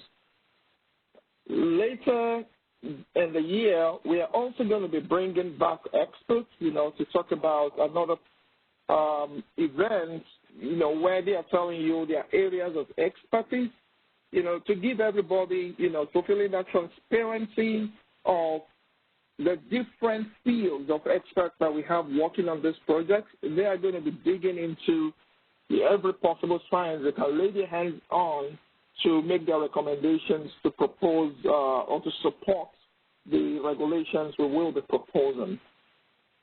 Next slide, please. So this last slide is really to tell you about all our agencies that we work with. I mean, as you go through most of the presentations today, you have seen some of them tell you what they do and how we overlap in areas of oversight. You have the U.S. EPA, you have both state, federal, local agencies we are working closely with. We try as much as possible to make sure we work together to be able to take advantage of the best way to bring forth both past regulations and this public health regulation. So we look forward to your support. We'll continue to consult with you, listen to you, both agencies and the public, in moving this forward. So thank you very much. That's all up today. Perfect. Thank you so much, Nicholas. That was so efficient. And now we can get right to our public comment. So, Kendra, if you want to go to the next slide, what I'm going to do now, everybody, thank you again for being here, is we're going to take some public comment. I'm going to do it a little bit different than I've done in the past. Most of you have participated as part of this and worked with me probably before. If you would like to say something out loud, can you please use the chat box and put, I'd like to speak or public comment, please. And then if you don't mind sharing your stakeholder affiliation, however you see it, whether it's industry, labor, public health, environmental justice, community, however you see yourself, if you give us that affiliation, then we can rotate through the different types of folks and hear a little bit from everyone. We have up to 3 minutes. If you can keep it a little shorter, we'll be able to hear from more people. But if you want to use the chat function, as those come in, then Candace is just going to start calling on you. And we'll rotate through as many people as we can before the end of the hour. But please remember, actually go to one more slide down, Candace, so I can remind people about the questions. So as a reminder, as you look on this slide, you can send questions into the email or just put a question into the chat box that has the same weight as whether you say it out loud or if you are just giving it to us by text. And we'll take those until 5 p.m. tomorrow. All righty. So yes, for the thing of will the public questions be on audio, Candace is going to open up your line. And let me answer the question about the slides that have been coming up. Yes, we are posting all these slides to our website. We just have to double check that they are ADA, Americans with Disability Act compliant, and then they'll go onto our website. And what we can do is we could send a note out to our listserv once they're posted. I don't think Tim will mind doing that. All right, so we want to go back one, or we could leave this up. But Candace, we are ready to take public comment. Okay, it looks like Patrick Bolio. Please press #2 on your phone.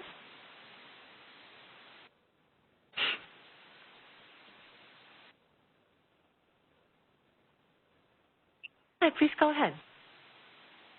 Hi, yes, my name is Patrick Boileau. I'm the Deputy Political Director with the Operating Engineers Local 3.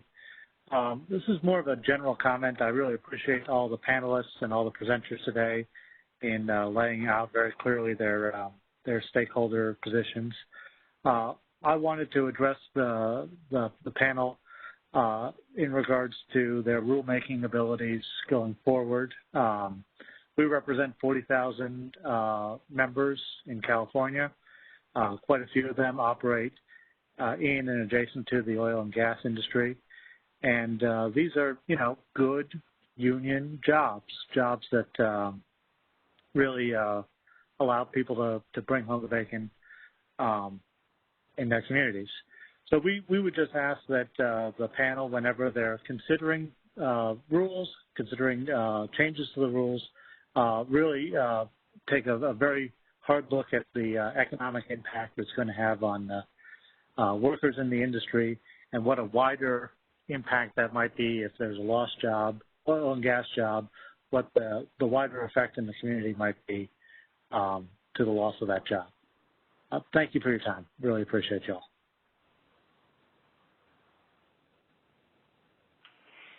Thank you very much.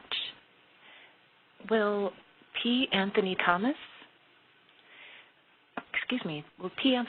please press #2 on your phone?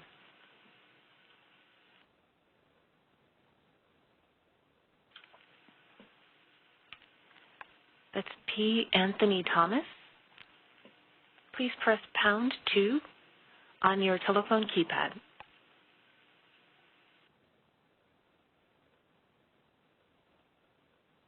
Move to the next person and come back. Jed Holtzman. Please press #2 on your telephone.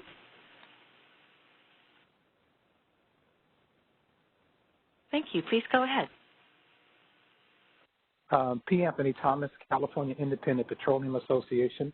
Once again, I just want to thank CalGEM for putting this together, obviously having an opportunity for us to speak. My comment centers in and around, I know that while I saw some of the other agencies, we represented here are a handful of agencies that regulate the oil and gas industry. And just want to make note that while many say that we aren't regulated, I think just the representation of not only these organizations, but the OSPRs of the world, the DTSCs of the world, the EPAs of the world also regulate us, and we should probably bring that to the forefront and make that of a mention that we're under a strict regulatory environment.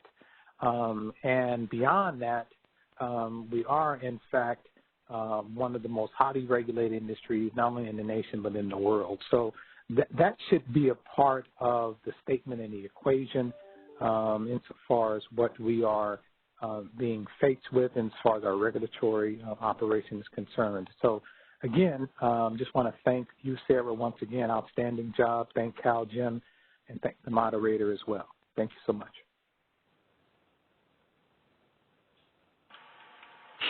Thank you.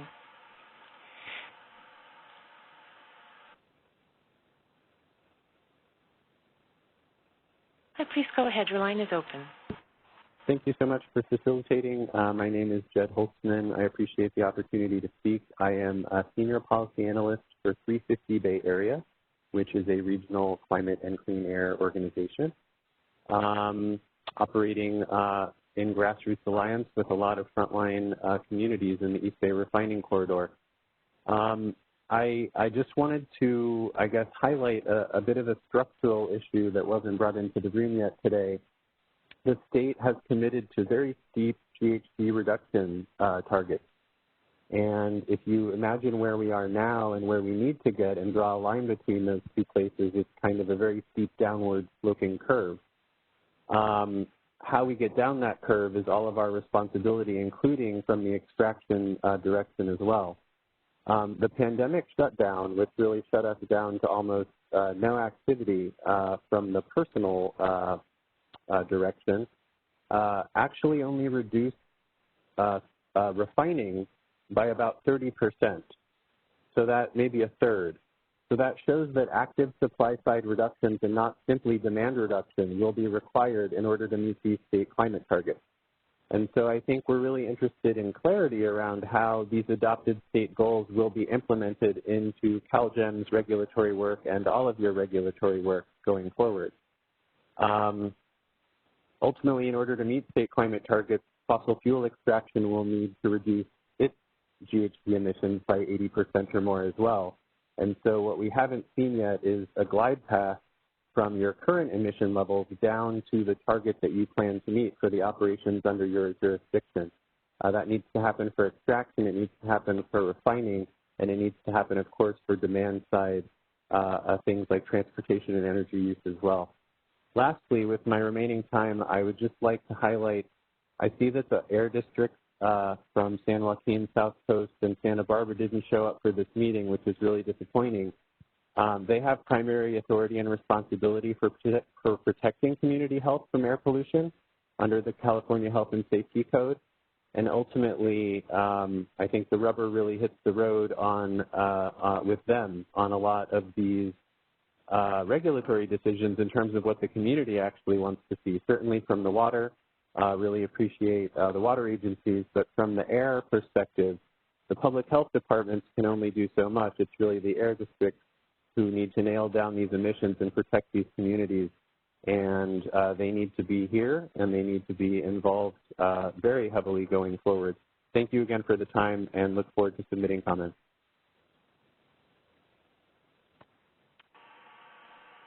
Thank you very much. Would Ann Christensen please press #2 on your phone? Anna Christensen,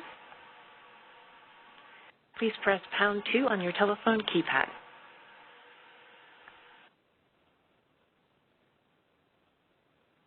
We will come back. Will Monica Embry please press #2 on your telephone?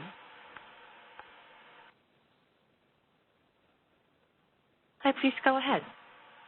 Thank you. Good afternoon, and thank you again to all of the panelists. My name is Monica Embry, and calling in on behalf of the Sierra Club and our 500,000 members and supporters across the state of California.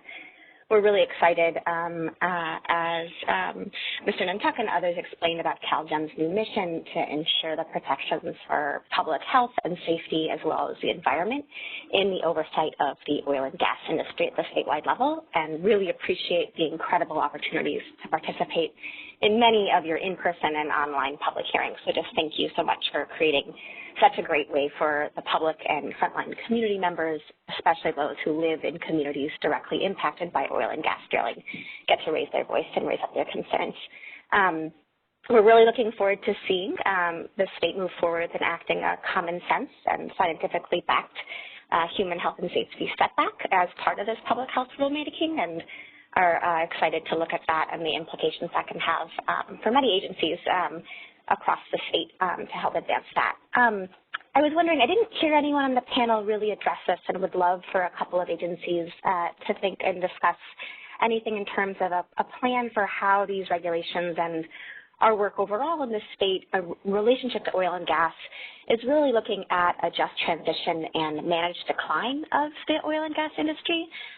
We have seen multiple companies, including CRC, file for Chapter 11 bankruptcy in the past few months, and know that not just because of the economic downturn due to the pandemic, but also decades of poor management practices by oil executives, that we are going to continue to see the decline of the oil industry in California, and to meet our public health and environmental justice demands, that we're going to want to make sure we do that in a way that protects both communities and workers that oil and gas industry is employing, to make sure that that transition happens justly. And so wondering if any regulators have any feedback or thoughts around what a just transition looks like for your agency. Thank you.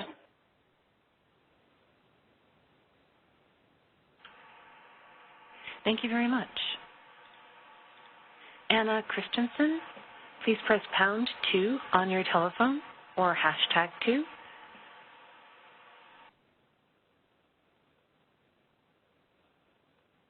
Hi, please go ahead. Okay, yes, I am also from Sierra Club. Oh, shoot, sorry.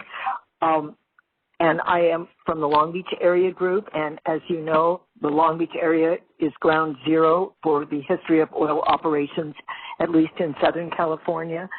I also represent the Los Cerritos Wetlands Task Force, because we reformed simply because a brand new massive expansion of oil drilling is happening in our wetlands, our protected wetlands, along an earthquake fault. So the industry, as we can see from the lobbyists that called today, is not very interested in slowing down. We appreciate that workers have concerns, and we appreciate that people don't want to go out of business, but that's not your job. Your job, and you have taken this to heart, and we can't thank you enough, is to consider the health of the residents of California, which is not good, especially near oil and gas operations. We have residents across the street that have for the past 2 years simply trying to get some sort of regulation of toxic fumes from an oil operation and have yet to get anything more than 2 people coming out from AQMD an hour away and deciding if they can smell oil and gas, then maybe they'll file a complaint. We need to improve in every area, and we need all of you guys on board to make things better. This is an industry that was here first and provided a lot of money and a lot of well-being for a long time without considering the long run. And now we're in that run. We're in that run as a planet, and we're in that run individually, individual communities, individual people that can't simply get violations to have consequences. And that's what we see. We see whether it's a big operator or a small operator, the impunity and the lack of consequences for violating laws, these are existing laws, continues. And so we hope that in focusing on public health, having our major agencies, and especially CalGEM, take public health seriously, then maybe these operators will as well. And we're hoping to get some air monitoring equipment out here. Anybody interested in that out here in the wetlands in Long Beach? It's just as toxic as our port. It's just as toxic as other oil fields. And I would say one of my comments listening today is I appreciate that 2 areas have been monitored, 1 already, and the next one in Baldwin Hills coming up. I think you need about 200, and I hope the funding is there. I know we're on a tight budget, but thank you very much. Thank you, Anna. Thank you. Thank you. Go ahead, Cam. Would Claire Groom please press #2 on your phone? Claire Groom.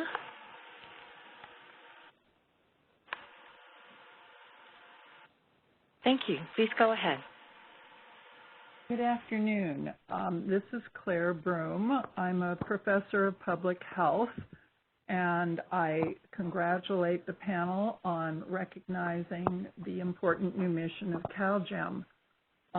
But I am quite disappointed that the vision seems to be pretty limited. I would strongly urge you to take this new mission seriously. Specifically, we all know that the health impact on communities of the toxic substances, the air pollutants, and the water contamination is substantial. In addition to that, your mission includes meeting California's greenhouse gas goals, both as a state agency and as part of your stated mission. It therefore is incumbent on you to incorporate a plan for a transition away from refining oil. All paths to a livable climate involve refining much less oil.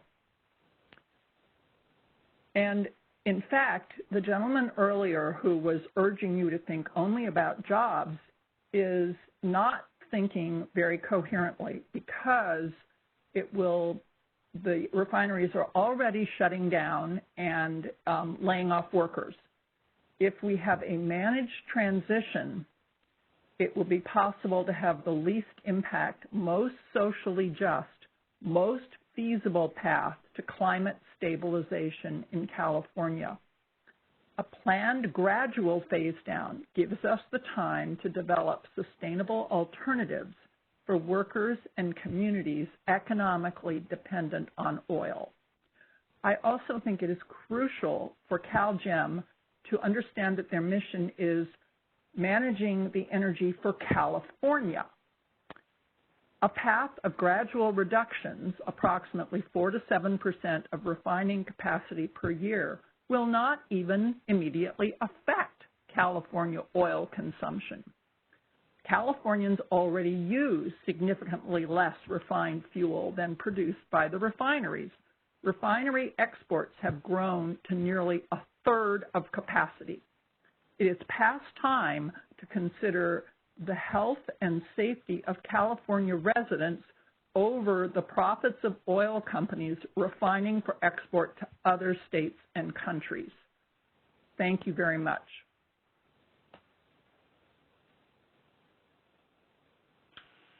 Thank you.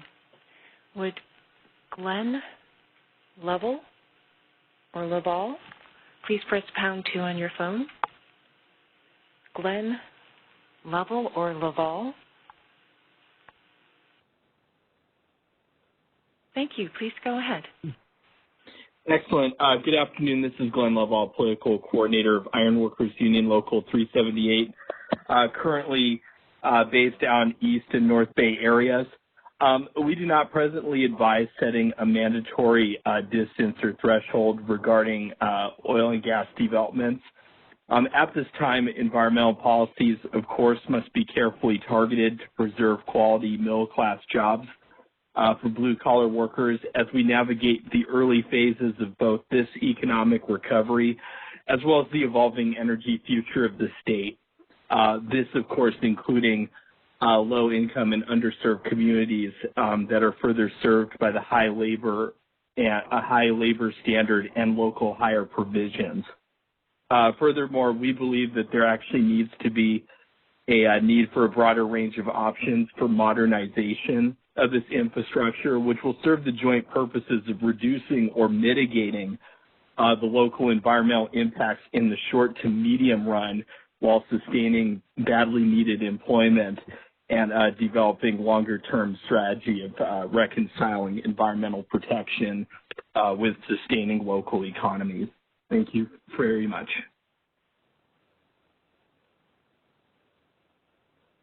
Thank you. Would Candace? Lisa? Yes. Sorry. Hey, it's the bottom of the hour now, 3:30, our official end time, and I realize other folks have other meetings and might need to go, but we have just a few more people that would like to speak, and we hate to not get you all.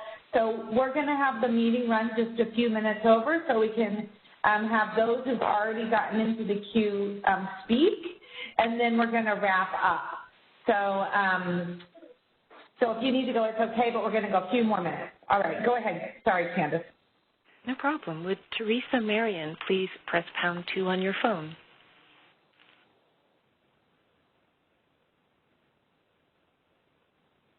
Thank you. Please go ahead. Hi there, this is Teresa Marion. I'm a environmental health and safety professional in the oil and gas industry, and I want to thank CalGEM and all the regulating bodies for showing up to the meeting and providing an overview of your area of expertise in regulating the oil and gas industry. I think what the meeting identified is that there are a lot of regulating bodies ensuring that the oil and gas industry are implementing good compliance practices for environmental health and safety. So as CalGEM considers making rules on public health, I urge them to reach out to these different subject matter experts in these different governing bodies and possibly consider passing the authority to them, because many of those regulating bodies already have rules in place for our environmental protection. An example being the air districts have items such as a LIDAR program. CARB, in addition, has implemented a LIDAR program. Having multiple regulations cover the same requirement becomes challenging to ensure that you're meeting the requirements of multiple regulations for the same item. So again, thank you guys for your time.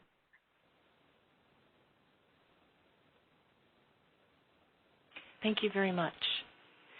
Would Leslie Purcell please press #2 on your phone?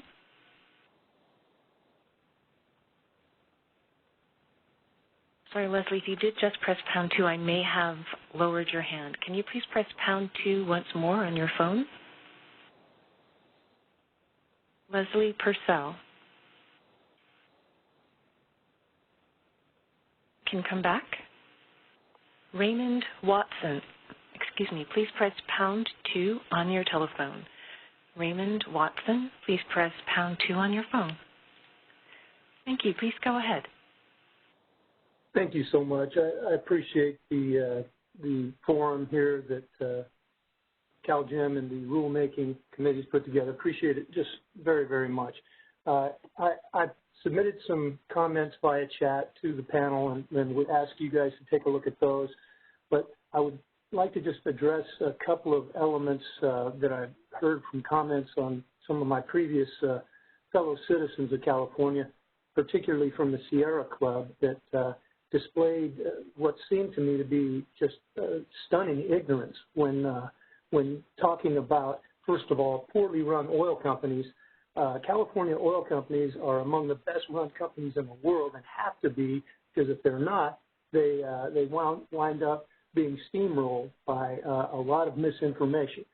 California Resources, that was specifically pointed out, is an extremely well-run company that has run afoul of a tough hand dealt to them at the beginning of the 2014 oil bust when they were saddled with a huge amount of debt during their spinoff from Oxy. But other than that, they've done an amazing job to stay in business powering California over the last 5 years. They will continue to do so in a reorganized capacity. I do not work for California Resources, nor do I do a significant amount of business with them, but I've earned my living in the oil industry for the past 40 years serving these oil producers in California. These are good people. They want to do the right thing by and large. You occasionally have bad apples in any industry, but this industry, we are the environmentalists. We are the ones that put our blood, sweat, tears, money, and time into producing and powering California in a very safe and environmentally conscious manner.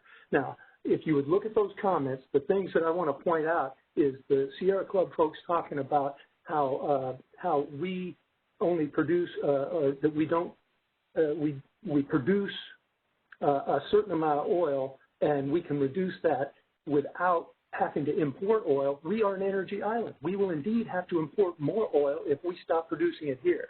And the point is, we only produce a third of what we consume every day. It's a demand versus supply situation. Until Californians don't demand 1.5 million barrels of oil a day pre-COVID, it's probably 1.2 million right now every single day in oil production, which we get the majority of on dirty tankers bringing bunker fueled ships across the ocean. You talk about a huge, horrible potential risk there. I just think we can work together. Yes, let's figure out a way to address demand over time. I like the idea of a measured approach, but the fact is you can't cut supply while you still have a huge demand. So thanks a million for letting me talk, and please study those probably more cogent points that I provided earlier. And sorry for getting a little emotional over this, but I'm a grandfather, and this is my industry. It's fed my family for 40 years. Thank you. Is Leslie Purcell available? Please press #2. Leslie Purcell. Thank you. Please go ahead. Hi. Thank you for taking my call.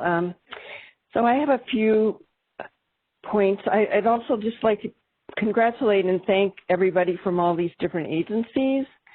And, you know, for a member of the public, it's a little overwhelming to try and figure out all the different jurisdictions.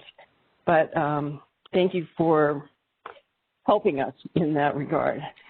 So I have some interest in flaring, especially as I've lived in Ventura area for quite some time. And we have many, many, many flares ongoing night and day. And the CARB folks are regulating since 2018 more, apparently, the methane gas releases. And I'm wondering how that relates to flaring, which has been given, basically, it seems, a pass for 365 days a year. I know they have to do some self-regulating recording, but it just seems like it's excessive and a waste of gas and creates toxics in the air and environment. And we have some areas in Oxnard and the west side of Ventura that are particularly communities of concern. The second thing is around the Playa del Rey SoCal gas storage field. And I've been involved for a number of years with the Ballona wetlands, and I know there's high pressure gas that's stored underground, and there has been historically and recently leaking of gases up through the old oil wells in part. It's next to our public land that we worked hard to save, the Ballona Wetlands Ecological Reserve. And in relation to what happened at Aliso Canyon, you know, there are residents right in this area as well. And it seems inappropriate that they are continuing to store this gas, high pressure there. So I'm wondering, of all these agencies, who's looking into this and will seriously take this on? There's also water issues there because the developer or the entities that now have built on the land nearby, Playa Vista among them, they are pumping groundwater at very large quantities in order to keep their methane monitoring systems going. So there are a lot of issues, and that's dewatering, which then affects our wetlands, the water table, the groundwater. So who will be studying that and help us on that? Because I don't think that's a beneficial use for that water extraction to be ongoing at such a high volume. We appreciate that the Baldwin Hills will be studied by CARB because that is sort of the upper watershed or part of the upper watershed of our Ballona watershed area. Finally, in regard to sustainable next generation of energy production, you know, we do need to focus on how will this transition happen in a just way and provide training for workers and also to help in restoration and cleanup of some of these areas that have been damaged over so many years when the oil industry in particular was not particularly regulated. I mean, in Ventura, they've gotten away with these antiquated grandfathered permits for years, and that's only beginning to possibly change. So we do need managed transition. Thank you. Thank you so much. I think we've just got a couple more, and then we're going to wrap up and end the meeting. Go ahead, Candace. Cynthia Pinto Cabrera. Please press #2 on your phone. Cynthia Pinto Cabrera. Please press #2 on your telephone.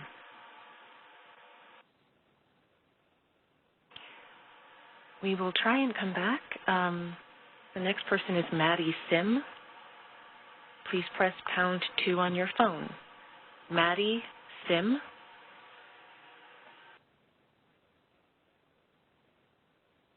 Thank you. Please go ahead.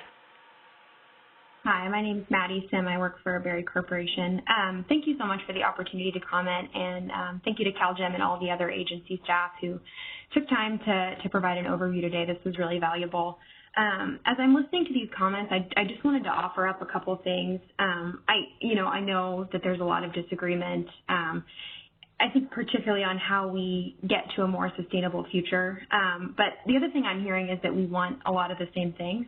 We want, good jobs, healthy environments, clean air, clean water. And so I really just kind of want to throw this out there that I think the best opportunity for us to do that is to work together, and I think we can get there. I do just want to point out a couple other things. I mean, I think the thing that we're struggling with right now is that, on a daily basis, we consume 40 million gallons of gasoline in the state of California.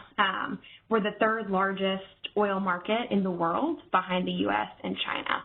So I think, when we talk about a transition, we really have a long way to go. And I think as a local oil and gas producer, we feel like we have a role to play in that transition, and local production is going to be really important so that we have control of our own destiny. So I want to thank everybody for their comments and for the opportunity to speak, and really just kind of want to reiterate that I think, we all have the same goals, and if we work together, we can get there. Thank you.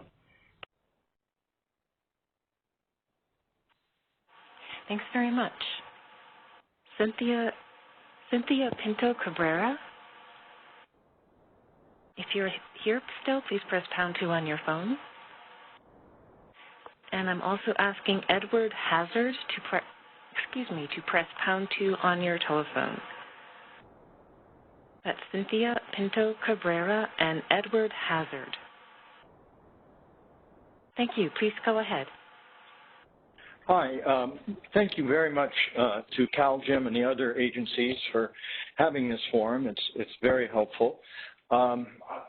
My name is Ed Hazard, and my family and I are California mineral and royalty owners, and I'm president of the California chapter of the National Association of Royalty Owners.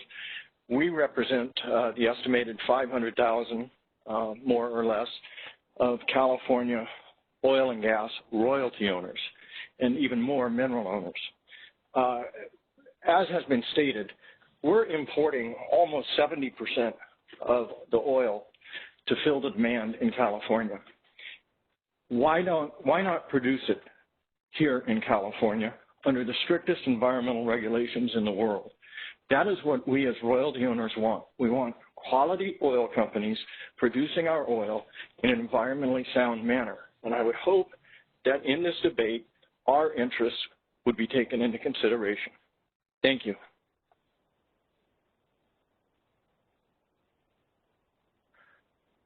Thanks very much. Those are all of the people in the queue. Great. Thank you so much, Candace.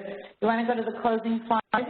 Well, to those of you who've stuck with us past 3:30, thank you so much. One more reminder, and you'll find it on the agenda, is that we are taking your questions through 5 p.m. tomorrow night, August 7th. And again, thank you very much for participating. We will be posting all of these slides online. We just need to ensure they're Americans with Disabilities Act compliant before we post them. And that's it. Thank you. Bye-bye. Have a good afternoon. Thank you, Candace. Thank you, Diana, for the interpretation. Thank you, DOC team. Thank you, Tim, Chris, Stacy, Don, Nicholas, all my colleagues. Great job. Bye-bye. That concludes today's conference. Thank you for using Event Services. You may now disconnect.